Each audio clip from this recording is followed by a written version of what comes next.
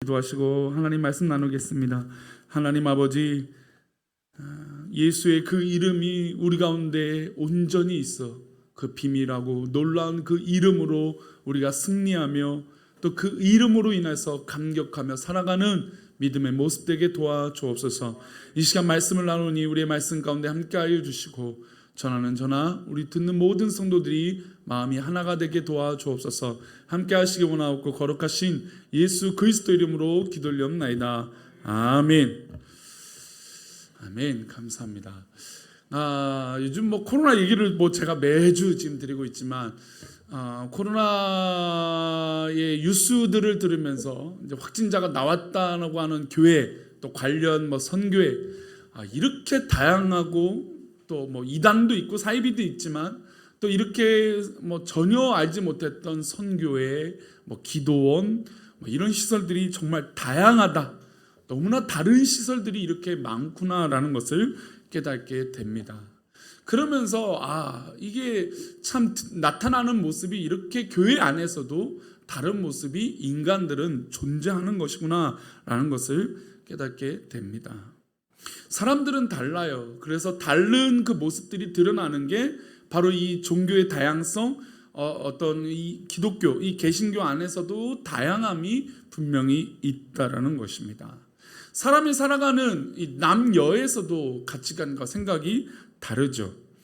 남편은 어떤 이 벗어난 것을 바라기를 바라고 여성은 로망을 바란다고 합니다.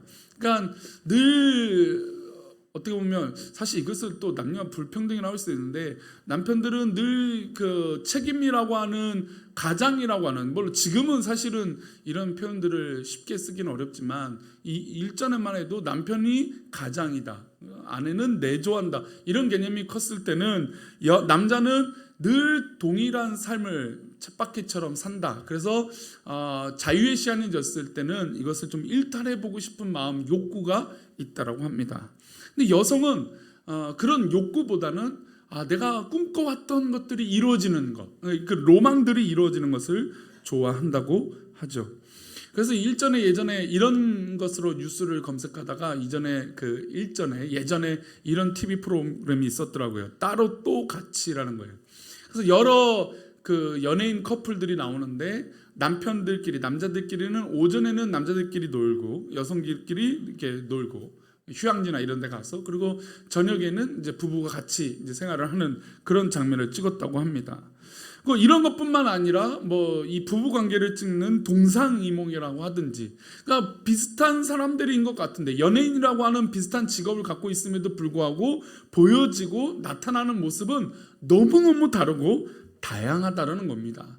그래서 그 다양한 모습들을 보면서 저기는 꼭 내 남편 같네, 딱 저기는 내 아내 같네, 꼭 이 못난 행동은 꼭 나의 누구 같네 라고 하면서 욕하거나 아니면 칭찬하거나 아니면 부러워하면서 그 TV 프로그램을 보았다고 합니다. 어쨌든 너무나 다양한 모습들, 부부일지언정 그런 모습들이 드러난다는 겁니다. 다르다는 것. 그래서 예전에 한참 우리나라에 유행했던 단어가 틀린 것이 아니라 다르다라고 하는 장면들을, 이 모습들, 표현들을 강조해야 된다고 했습니다. 그러니까 틀린 것이 아니다, 우리는 틀렸다, 틀린 것이다, 틀렸습니다, 아닙니다 라고 표현들을 많이 했지만 그것이 아니라 우리가 다르다라고 하는 것을 인정하는 것이 좀 더 좋은 표현이다 라고 이야기를 했죠. 그래서 서로의 다름, 그것을 인정한다는 건 굉장히 중요합니다. 오늘 본문에서 등장하는 가정 역시 굉장히 다른 모습을 보여주고 있습니다. 실제 제가 서론에 좀 전에 말씀드렸든지 교회 안에서도 이렇게 다양하고 교회들조차도 너무나 다른 모습들이 지금 있는 이때에 이 다름이 주는 모습과 또 우리가 진짜 중심으로 갖고 있어야 될 모습이 무엇인지 고민해 봤으면 좋겠어요. 우리 25절 말씀을 먼저 보겠습니다. 25절 말씀 함께 읽겠습니다. 시작. 먼저 나온 자는 붉고 전신이 털옷 같아서 이름을 에서라 하였고 리브가와 이삭이 쌍둥이를 갖게 되고 쌍둥이가 태어나게 됐는데 먼저 나온 에서 형은 그 이름의 기원이 있었습니다. 붉고 전신이 털옷 같아서. 몸에 털이 많고 붉은 모습을 많이 가졌기 때문에 사실 이 에서는 전형적인 이 중동 지방의 어떤 붉고 또 털 많은 사람들의 모습을 가졌다고 할 수 있죠. 그 몸의 그 모습과 털 많은 모습을 보고 이름을 무엇이라 줬다고요? 에서라고 지었습니다. 부모가 이 아이가 태어났을 때의 모습을 보고 다른 모습을 보고 이름을 정해준 것이죠. 그 다음 둘째가 태어나게 됩니다. 우리 26절 말씀 읽겠습니다. 후에 나오는 손으로 에서의 발꿈치를 잡았으므로 그 이름을 야곱이라 하였으며 리브가가 그들을 낳을 때에 이삭이 60세였더라. 물론 야곱이 털이 많았는지 몸이 붉었는지 그거에 대해서 나오지는 않습니다. 중요한 것은 이 야곱이 에서의 발목을 잡았다라는 게 중요해요. 발꿈치를 잡았다. 사실 이 갓난 아기가 태어나기도 너무나 어려운데 발꿈치를 잡았다라고 한다는 건 사실은 지금으로서는 이해하기 과학적으로 설명할 수 없을 겁니다. 그러나 분명한 것은 이 쌍둥이가 태어날 때 복중에서도 성경은 이 아이가 먼저 내려고자 서로 정말 힘겨루기를 했다는 것을 우리는 알고 있습니다. 그래서 이 아이가 태어날 때 둘째가 된 이 야곱이 자기보다 먼저 나간 이 형보다 어떻게든 이 먼저 나가고 싶은 마음에 발꿈치를 잡았다라고 하는 표현으로 이 성경을 기록하고 있습니다. 어쨌든 정말 꽉 잡았는지 손을 대고 있는지 부모의 눈에 볼 때는 마치 잡고 있는 것처럼 보였는지는 모르겠지만 분명한 것은 성경은 발꿈치를 잡아서 이의 이름이 무엇이 되었다고요? 야곱이 되었다라고 말씀하고 있습니다. 쌍둥이가 나왔는데 어떻게 보면 좀 이란성 쌍둥이, 대부분 이란성 쌍둥이라고 얘기를 하지만 사실 야곱의 외모와 야곱의 체형과 야곱의 어떤 그런 피부 색깔에 대해서는 성경은 나타난 것이 없어요. 일란성인지 이란성인지는 사실은 정확하게 명확하게 않지만 이 드러난 모습과 성향을 따라서 에서는 붉고 털이 많다라고 하는 측면을 볼 때 그냥 이란성이었을 것이다 라고 대부분의 학자들이 생각을 합니다. 달라요. 지금 쌍둥이가 태어났음에도 불구하고 달라요. 우리가 대부분의 쌍둥이를 만날 때 우리는 잘 구별 못합니다. 그렇죠? 그러나 물론 부모님들에서도 이게 쌍둥이인지 이 아이인지 저 아이인지 헷갈리는 경우도 있지만 대부분이 어머니들은 명확하게 구별을 하죠. 이 아이가 누군지. 분명히 목소리도 똑같은데 비슷한데 분명히 다르다는 것을 알고 있습니다. 야곱과 에서와 야곱은 분명히 이렇게 나눠지기 시작했습니다. 발꿈치를 잡은 야곱, 이 아이들의 모습이 이제 자라면서 점차 다른 모습들이 더 드러나게 됩니다. 그러니까 태어날 때도 다른 모습이었죠. 근데 자라날 때, 장성할 때도 다른 모습이 드러나게 돼요. 우리 27절 먼저 에서의 모습이 나옵니다.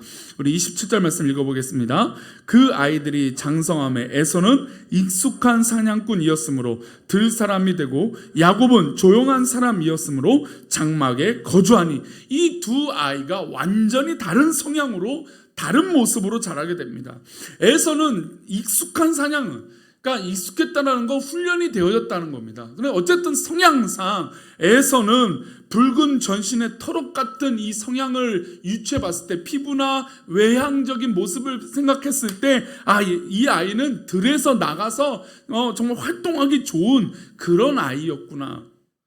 또 다른 신학자들은 어쨌든 이 시대는 사냥을 주로 해야 되는데 야곱은 그렇게 하지 못하니까 형 에서가 더 열심히 사냥을 했을 것이다. 그래서 익숙한 사냥꾼이 됐다라고 이야기도 합니다. 어쨌든 에서는 완전히 성향적으로나 익숙한 사냥꾼이 되었습니다. 근데 사냥을 저는 해본 적이 없지만 어렸을 때 쥐를 쫓아다녀 본 적이 있어요. 제 어렸을 때도 동네 빌라에 처마 밑에 박쥐들이 있었던 기억이 제가 어렸을 때 있었던 것 같아요. 그래서 그 처마 밑에는 박쥐 배설물들이 가득 있고 그래서 어린 시절에 그 밑에 돌도 던져본 적 기억이 있습니다. 서울에 살았습니다. 서울에 살았는데도 그런 데가 있었어요. 그런 박쥐들이, 근데 쥐를 쫓아다녀 본 적이 있어요. 길가에 쥐들이 많지는 않았습니다. 근데 종종 가끔 놀다가 툭 튀어가 지나가죠. 그럼 아이들끼리 와 하다가 이 친구들끼리 있으니까 의협심이 발휘가 돼서 우리가 잡아보자, 저 쥐 잡자. 저 어렸을 때도 쥐를 퇴치하는 운동이 있었던 것 같아요. 어떻게 했는지 기억은 안 나지만 쥐를 없애야 된다, 뭐 쥐를 박멸하자, 뭐 쥐약도 뭐 다양하게 있었던 것 같고 끈적이도 뭐 봤던 것 같아요. 어쨌든 이런 쥐를 퇴치하자고 했을 때 쥐가 움직이자 친구들끼리 막 우르르 가면서 야, 저 쥐 잡자 합니다. 근데 잡으러 가면서도 막상 쥐가 코너에 몰려 있어요. 딱 손만 내밀면 이제 잡는 거예요. 왜냐면 나가지도 못하고 뭐 피할 수도 없는 막다른 골목에 쥐가 갇혀져 버린 거예요. 그 친구들끼리 우르르 갔어요. 근데 섣불리 누가 먼저 손을 못 내밀어요. 무섭거든요. 막 잭하고 하면 물까봐, 아니면 확 어떤 변수가 발생될까봐 어린 심정에 즐거워서 재밌어서 쥐를 잡자 막 친구들끼리 의협심이 발휘돼서 궁중심리를 우르르 갔지만 어느 누가 먼저 손을 내밀기는 어렵습니다. 그래도 그 어린 나이에 친구들 사이에 가장 의협심이 있다고 용감하다고 평가받던 제가 손을 내밀었지만 쥐가 어떻게 할까요? 팍 뜁니다. 그럼 그때 깜짝 놀라서 뒷걸음침을 치죠. 그 사이에 쥐는 또 도망갑니다. 그러니까 생각보다 사냥이 도구를 위해서 멀리 쏴서 맞춰서 하면 좋겠지만 상당히 잔인하고 힘든 거예요. 그러니까 사육을 한다는 게 굉장히 어려운 일이죠. 근데 에서는 이 일을 견뎌낼 만큼 성격이 어떻게 했을까요? 성향이 외향적이고 적극적이고 이 사냥에 적합한 성향을 가지고 자라게 됐다라는 겁니다. 그래서 성경은 이 사람이 어떤 사람이 됐냐? 익숙한 사냥꾼이었으므로 들 사람이 됐다. 그러니까 들에서 생활하는데 굉장히 익숙한 사람이 됐다. 요즘 캠핑, 차박 요즘 유행하죠. 요즘 코로나 때문에 그렇게 많이 못하지만 캠핑이나 차박에 대한 관심을 굉장히 많이 갖고, 그 차량 판매도 이 차박을 할 수 있느냐 없느냐에 대해서 기준을 많이 차량 구입에 관심을 가지고 있다는 뉴스를 봤습니다. 근데 생각보다 차박이든 캠핑이든 어떤 그런 분위기나 이런 것들이 좋겠지만 실제로 저도 좀 좋아하는 성향이 있지만 생각보다 어떻게 될까요? 굉장히 불편합니다. 그 불편함을 감수하는 거예요. 물이 좋습니까? 씻는 게 편합니까? 잠자리가 그렇다고 집처럼 편합니까? 그렇지 않죠. 그냥 그 분위기와 그런 야외에서 있다라고 하는 그런 모습들, 그런 캠핑이 주는 모습들이 좋죠. 들 사람이 된다는 건 굉장히 많은 부분들에 훈련이 되어지고 성격적으로도 맞아야 되는 거예요. 에서는 익숙한 사냥꾼과 들 사람이 되게 부족함이 없는 성향이었어요. 이 정도 설명해 드리면 우리가 에서는 이런 사람이었을 거다라고 아마 우리 성도들이 다 머릿속에 그릴 수 있을 것입니다. 그런데 반대로 야곱은 어떤 사람입니까? 조용한 사람이었어요. 조용한 사람. 우리 성도들 안에서 조용한 분 있죠. 말씀도 조용하고, 저는 어디 가서나 이인수 목사님 저 전지 다 알아요. 제 목소리가 워낙 크니까 식당에서도 제 아내가 꼭 조용 좀 하라고, 창피하다고 다 들릴 수 있을 정도의 목소리가 큼이 저희 가운데 있거든요. 근데 야곱은 그렇지 않았어요. 야곱은 조용한 사람이었어요. 말도 조곤조곤했는지 목소리도 조곤조곤했는지 모르겠지만 성경은 조용한 사람이다라고 이의 성향을 정리했습니다. 딱 봤을 때 에서와 야곱은 완전히 다른 모습이었어요. 달라도 완전히 다른 삶이죠. 그런데 여기서 또 달라집니다. 가정에서 주는 문화와 분위기가 달라요. 우리 창세기 25장 28절입니다. 읽어보겠습니다. 시작. 이삭은 에서가 사냥한 고기를 좋아함으로 그를 사랑하고 리브가는 야곱을 사랑하였더라. 자, 형제가 자란 모습도 다른데 부모가 이 자식들, 이 쌍둥이를 대하는 이 모습도 달라요. 이삭은 에서가 잡아오는 고기를 너무나 좋아했어요. 우리 큰아들 그랬는지 모르겠지만 우리 에서 이러면서 야, 네가 고기를 잡아오면 너무너무 좋다. 이런 맛있는 고기를 어떻게 잡아왔니? 이러면서 그 고기를 즐거이 먹었어요. 그래서 에서가 그 수고하는 걸 알고 있고 그 사냥한 수고를 알고 있고 그 고기를 좋아하니까 에서에게 더 관심과 사랑을 가지게 됐죠. 근데 반대로 야곱은 조용하고 집안에만 있었는지 모르겠어요. 리브가는 또 야곱이 에서만큼 아버지의 사랑을 못 받아서 측은했는지도 모르겠어요. 사실 가정에서도 그렇잖아요. 아빠가 아니면 엄마가 좋아하는 자식, 또 그 외의 자식이 주는 그 약간의 차별 아닌 차별. 그래서 부모님이 그것을 캐치하면 아버지가 만약에 첫째를 좋아하면 엄마가 둘째를 좀 챙겨주고 싶은 애틋한 마음. 물론 우리 어른들 세대는 저도 막 셋째, 넷째, 뭐 가족들이 많으니까 뭐 형제가 동생을 키우고 뭐 여러 가지 다양한 모습이 있었겠죠. 그러나 둘이 큰 가정에 이 부모가 완전히 극으로 달라져서 아버지는 큰아들을 에서를 좋아하고 리브가는 야곱을 사랑하게 됐습니다. 부모의 사랑도 편애가 있었던 것이죠. 그래서 야곱이 리브가의 사랑을 받아서 그런지 모르겠지만, 아니 또 야곱이 엄마의 사랑을 받고자 예쁜 짓을 해야 돼요. 그러니까 부모님들 얘기를 가끔 들어보면 이 아이가 사랑받을 만한 이쁜 짓을 한다는 것이에요. 아이고 왜 이렇게 예쁜지 몰라요. 어제 한 우리 이제 손녀딸이 교회에 왔어요. 근데 저기서 이름을 제가 이렇게 저희 아내랑 이렇게 기도하러 오신다는 분이 있어서 이렇게 교회를 와서 보는데 손을 흔드는데 그 아기가 막 손을 흔들면서 오는 거예요. 저를 본 지 몇 번 안 되거든요. 뭐 2살, 뭐 거의 지금 코로나 때문에 2-3달 이상 못 본 아이거든요. 근데 아이가 뭐 누군진 중요하지 않아요. 자기 이름을 불러주니까 막 와갖고 손을 옮기면서 안기는 거예요. 근데 너무 예쁘고 사랑스러운 거죠. 이래서 우리 할머니 할아버지들이 이 손녀딸 손자를 아이를 잊지 못하는 거구나. 이 맛에 오면 힘들고 불편하고 챙겨주고 또 이것도 챙겨주고 이것도 사주고 나는 이것도 못 먹지만 네 손자 손녀를 위해서는 모든 걸 해줘야 되는 그 마음은 사실 그 힘든 것보다 한번 빵긋 웃어주고 안기는 그런 모습 때문에, 그 맛 때문에 우리 할머니 할아버지들이 그런 것이 아닌가, 그럴 마음이 들 정도로 그 아이가 막 이쁜 모습으로 달려드는 것이죠. 이쁜 행동을 하니 사랑을 받는 겁니다. 그런 모습처럼 야곱이 어머니의 사랑을 받기 위해서 무엇을 도왔을까요? 당연히 집안일을 도와야겠죠. 형은 늘 들 사람 사냥을 하기 때문에 그 뒤치다거리는 누가 해야 될까요? 야곱이 해야 되고 엄마가 했어야 되는 거예요. 그 엄마의 수고를 덜어주는 사람이 바로 야곱이 됐던 것이고, 당연히 리브가의 사랑을 받을 수밖에 없는 사람이 야곱이 될 수밖에 없었던 것입니다. 자라는 것도 달랐고 태어난 것도 다르고 부모님의 사랑도 달랐어요. 너무나 다르죠. 그래서 그 달라진 행동의 결과물들이 나오기 시작합니다. 29절 말씀에 야곱이 이날 죽을 쓰기 시작합니다. 읽겠습니다. 시작. 야곱이 죽을 쑤었더니 에서가 들에서 돌아와서 심히 피곤하여. 자, 이것은 이들이 자라오면서 생활했던 삶의 결과물이에요. 야곱은 늘 어머니와 가정에서 조용히 있으므로 음식을 하는 것이 늘 일상이었어요. 그날 역시 야곱은 그 성향과 그 배경에 따라서 죽을 썼어요.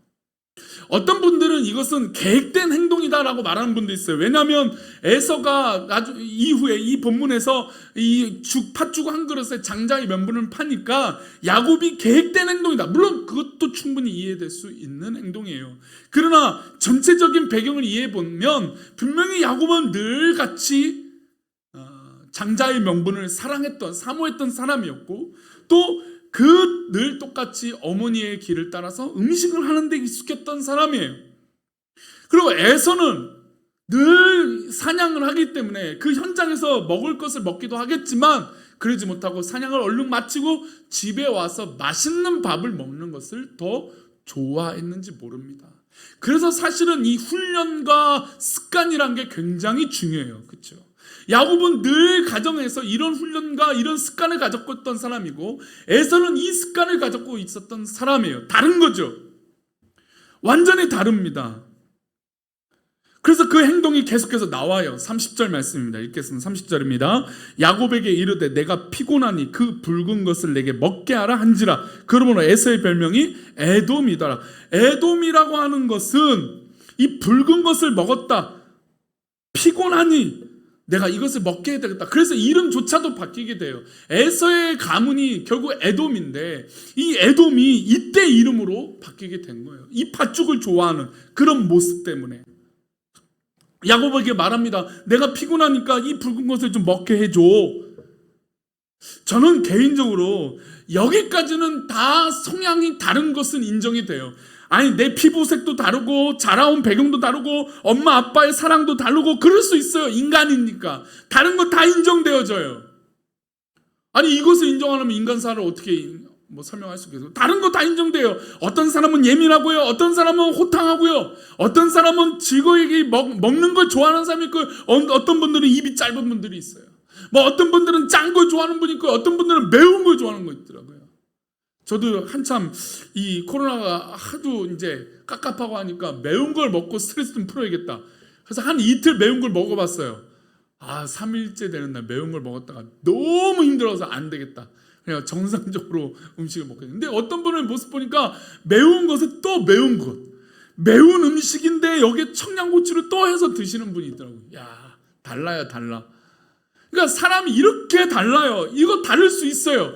교회 안에서도 얼마나 성격이 다릅니까? 성향이 다릅니까? 보여지는 신앙의 모습도 얼마나 다릅니까? 달라요. 다른 건 인정된다라는 겁니다. 그런데 중요한 문제는 여기서부터 발생돼요. 31절 말씀입니다. 31절 말씀 시작. 야곱이 이르되 형의 장자의 명분을 오늘 내게 팔라.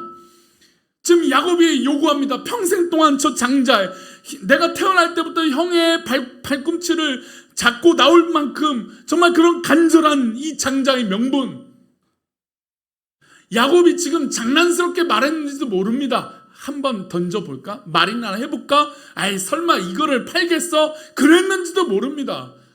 야곱이 형에게 이런 명분을 팔라고 하면 형이 넘어올까? 그랬는지도 모릅니다. 아니, 애초에 아까 말씀드린 대로 계획된 모습일지 몰라요. 형이 진짜 피곤한 그 타이밍 때 내가 음식을 맛있게 만들어서 넘어오게 만들자 이랬는지도 모릅니다. 야곱의 의도는 나와 있지 않아요. 어찌됐든 중요한 건 이 장자의 명분을 요구를 하게 됩니다. 그런데 에서의 반응은 전혀 이 명분에 대해서 소중하게 여기지 않아요. 32절 말씀입니다. 32절 말씀 읽겠습니다. 시작. 에서가 이르되 내가 죽게 되었으니 이 장자의 명분이 내게 무엇이 유익하리요? 이 장자의 명분이 무엇이 유익하리요? 지금 한국교회가 코로나 때문에 가장 지탄을 받고 있는 건 예수님께서 첫째가 하는 계명이 내 이웃을 사랑하라고 하는 이 말씀인데, 교회로 말미암아 이웃을 사랑하지 못하는 이 핍박, 아니 다른 건 다 설명하겠는데 이것 때문에 정말 교회가 아무 할 말이 없는 이 지경. 다른 거 다 인정된다는 거예요. 기도원이고 선교회고 이단이고 사입이고 다 인정해 줄 수도 있어요. 인간이 그런 연약함이니까, 그 결과물을 본인이 취했으니까. 그런데 가장 소중한 하나님께서 가치로 여기고 있는 이 장자의 명분, 야곱은 이 장자의 명분, 이 하나님께서 축복해 주신 이 그릇을 알고 있었던 사람이고, 에서는 이것을 너무나 가볍게 여겼던 사람이었던 것이죠. 어떻게 보면 두 사람의 결론은 하나님의 축복을 믿는 사람과 믿지 않는 사람으로 나뉘어지게 된 것이에요.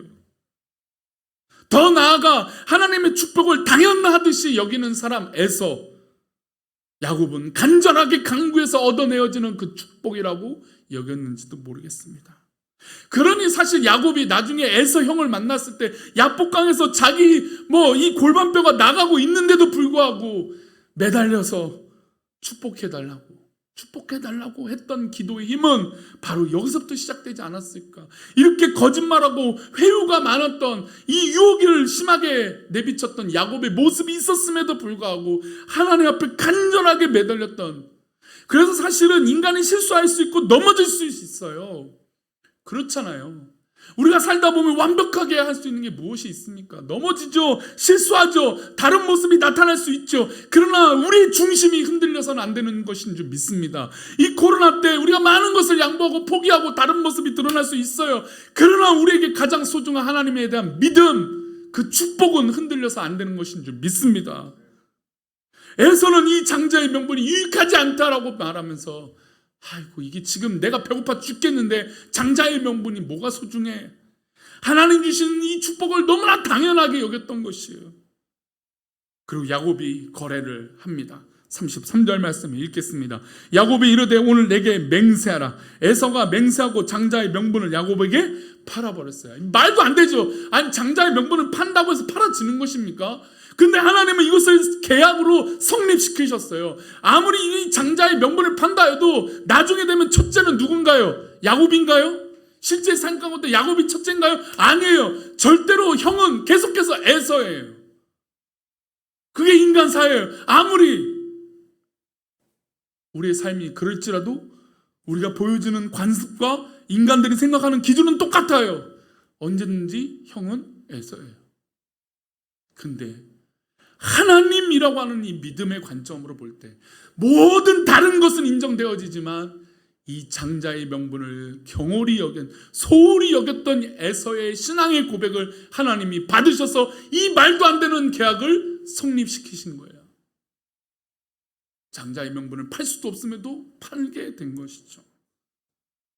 34절, 그래서 성경은 이 모습에 대해서 결론을 지어주십니다. 함께 읽겠습니다. 야곱이 떡과 팥죽을 에서에게 주매 에서가 먹으며 마시고 일어나 갔으니 에서가 장자의 명분을 가볍게 여김이었더라. 성경은 분명히 장자의 명분을 가볍게 여긴 에서에 대해서 분명히 기록하고 있습니다. 우리가 지금 이 신앙생활 하다 보니까 이렇게 교회가 핍박을 받고 교회가 어려워졌을 때가 있을까? 오히려 언제든지 역사의 이 굴레를 보고 역사의 흐름을 보면 언제든지 위기 때 교회는 빛이 되었었는데 이렇게 교회가 지탄받는 일이 있을까? 물론 사실 한국만이 주는 색깔일 수도 있어요. 워낙 우리 한국 교회가 다양하고 또 사회적인 인정을 못 받는 제도 하니까 저도 뭐 사실은 교회가 욕을 먹을 때 할 말이 많지만 이 얘기를 뭐 들으려고 하지 않죠. 설명해도 세상 사람들 듣지 않죠. 전 세계적으로 보면 교회에서도 확진자가 나옵니다. 예배가 드렸다고 확진자가 나와요. 그러나 우리 한국 사회처럼 이렇게 교회가 지탄받지는 않습니다. 물론 뭐 이슈가 신천지로부터 시작해서 교회에 대해서는 핍박이 있고 어려움이 있다라고 인정을 뭐 해서 확대가 되어지기는 했지만 어쨌든 이렇게 뭐 전 세계적으로 봤을 때도 교회를 이렇게 핍박하는 경우는 없어요. 그리고 역사적으로 볼 때마다 이때마다 교회는 빛이 되었습니다. 아니 뭐 그 얘기를 드리는 건 아닙니다. 중요한 건 이 어려울 때 모든 사람들이 표현하는 것들이 다르고 나타나는 모습도 다 다르고 행동하는 것도 다 달라요. 마치 야곱과 에서가 그렇게 다른 모습이 비춰지는 것처럼 달라요. 하지만 우리의 중심이 흔들리지 않기를 축원합니다. 하나님을 사랑하는 이 중심이 흔들려서는 안 되는 거예요. 내가 아파요, 내가 괴로워요, 내가 속상해요, 내가 져요, 아니 내가 잘 돼요, 내가 복받고 있어요, 내가 축복이 있어요. 드러나는 모습은 다 다르지만 우리가 하나님을 사랑하는 그 중심이 흔들려서는 안 되는 것인 줄 믿습니다. 그래서 우리는 다 다르지만 서로이지만 또 같이 해야 됩니다. 고린도전서 12장 25절 고린도 교회에 분란이 있고 각 당파가 나눠지고 쪼개지고 어려움이 있지만 그때 오히려 이렇게 하라고 얘기하고 있어요. 고린도전서 12장 25절 말씀 읽겠습니다. 시작. 모음 가운데 분쟁이 없고 오직 여러 지체가 서로 같이 돌보게 하셨느니라. 우리의 몸은 각자 달라요. 손가락, 손마디, 손바닥, 손등, 손목, 팔꿈치 다 달라요. 다 다르지만 이 몸이 쪼개질 수 없어요. 서로 다르지만 서로 같이 해야 되는 것이에요. 고린도전서 5장 8절 말씀은 이렇게 얘기합니다. 함께 읽겠습니다. 시작. 이러므로 우리가 명절을 지키되 묵은 누룩으로도 말고 악하고 악에 찬 누룩으로도 말고 누룩이 없이 오직 순전함과 진실함의 떡으로 하자. 이 흩어짐과 나눠짐 가운데 이 괴로움 가운데 우리가 하나님을 향한 중심을 가지고 서로 같이 하려고 하는 믿음으로 하나 되어지기를 축원합니다. 저의 오늘 말씀의 결론은 이것이에요. 우리 나타나는 모습은 다 다르다니까요. 우리 성도들 가운데도 이 코로나 때문에 잘 되는 분이 있고 어려운 분이 있어요. 참으로 제가 한 2주 전까지 교회 잘 나오지 못하는 분들한테 전화 신방하고 할 때는 막 전화할 때 힘내세요. 근데 2주 전부터 말하기가 너무나 어려워요. 너무 힘든 걸 아니까. 근데 그 마음을 접어두고 또 잘 되는 분한테 전화하니까 이게 너무 마음이 아파요. 너무 괴로워요. 그런데 우리가 달라지는 모습 다 있지만 우리가 하나님을 향한 모습은 하나가 되어질 줄 믿습니다. 하나님을 사랑하고 하나님을 믿고 하나님을 신뢰하는 건 하나가 되어져야 돼요. 우리가 말 표현과 말 방법과 말 표현하는 모든 형식이 다 다르지만 하나님을 사랑하는 것은 서로 다 같이 하나가 되어져야 될 줄 믿습니다. 지금 아마 코로나로 비대면 예배 드리는 모습도 아마 다 다를 거예요. 어떤 분은 지금 화장실에서 예배 드릴 수도 있을 거예요. 그런 분이 있는지 모르겠지만, 어떤 분은 TV를 켜서 이 실시간 방송을 보시는 분이 있을 것이고, 어떤 분은 스마트폰으로 보시는 분이 있을 것이고, 어떤 분은 어디 이동하면서 보시는 분도 있을 거예요. 뭐 우리 교회뿐만 아니라 다 그래요. 그러나 모습은 다 다르지만 하나님을 사랑하는 이 믿음, 남편과 아내가 다르지만 하나님을 사랑하는 그 믿음, 자녀와 부모가 다르지만 하나님을 사랑하는 그 믿음은 다 같이 하나가 되어져야 될 줄 믿습니다. 그것이 우리 교회에 필요하고, 지금 한국 교회에 필요하고, 우리 성도들에게 필요한 것이에요. 야곱이 하나님의 그 축복을 사모했던 것처럼 우리가 끝까지 이것을 견디고 나갈 때 결국 그때가 허락될 줄 믿습니다. 이 시간 우리 아까 찬양했던 날마다 숨쉬는 순간마다 우리 3절을 찬양하시고 기도하신 후에 축도하심으로 예배를 마치겠습니다. 인생의 어려운 순간마다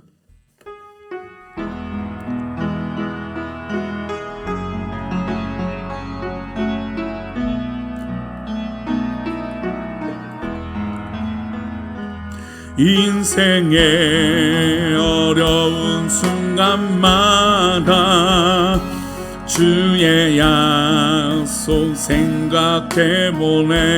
주님 속에 믿음 잃지 않고 말씀 속에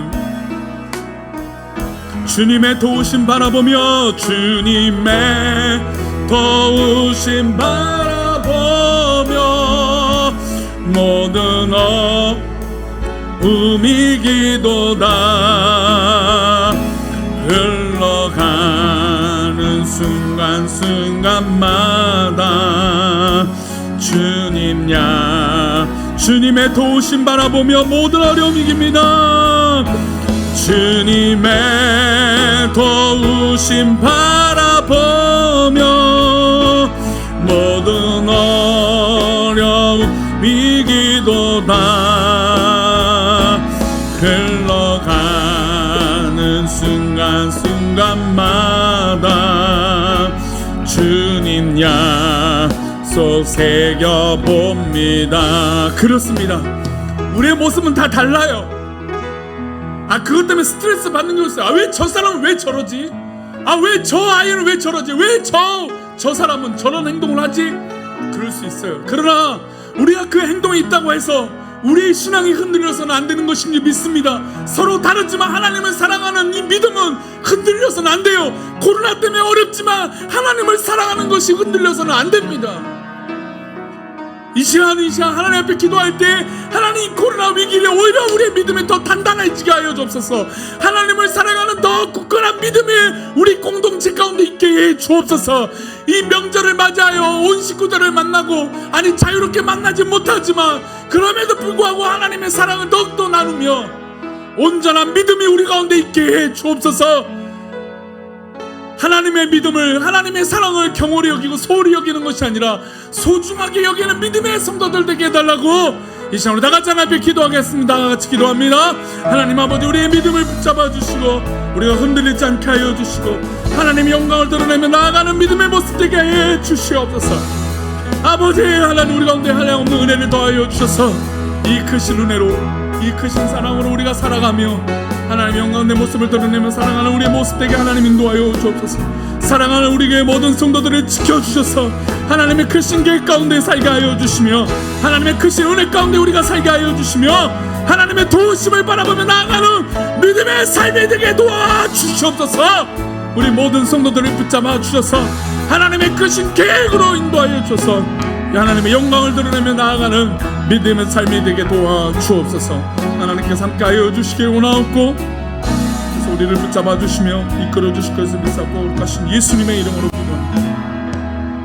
하나님 아버지, 오늘도 각 처소에서 각 다양한 모습으로 예배를 드리고 있지만 우리가 하나님을 사랑하는 이 본질과 중심이 흔들리지 않게 하여 주시고 코로나로 인해서 흩어져 있지만 오히려 우리가 더욱더 하나가 되어주는 믿음의 결실이 있게 하여 주옵소서. 우리 사랑하는 우리 교회 성도들의 삶을 붙잡아 주셔서 사업장을 지켜주시고 직장을 지켜주시고 우리 가정을 지켜주셔서 주의 크신 은혜로 그 복을 바라보며 이 어려움을 이겨나가는 믿음의 모습들 되게 도와주옵소서.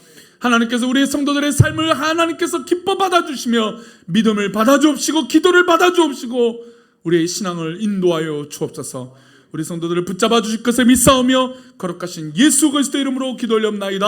아멘. 이제는 우리 주 예수 그리스도의 은혜와 아버지 하나님의 크신 사랑과 성령님의 감화 감동 위로 교통하심이 인생의 어려운 순간마다 주님의 약속을 기억하며 어떤 유혹이 와도 에서처럼 하나님의 축복을 소홀히 여기는 것이 아니라 하나님의 사랑을 간구하고 갈급하며 믿는, 그래서 결국 하나님 품 안에 있는 야곱의 모습처럼 우리 신앙이 그렇게 서기를 원하는 우리 성도들의 그 고백 위에, 직장과 사업터 위에, 가정 위에, 또 이번 주에 있는 귀한 명절 위에, 또 함께 다 같이 모이지 못하지만 우리의 가족임을 잊지 않는 우리 성도들과 우리 모든 가족들의 삶 위에 이제로부터 영원까지 함께 계시기를 간절히 축원합나이다. 아멘.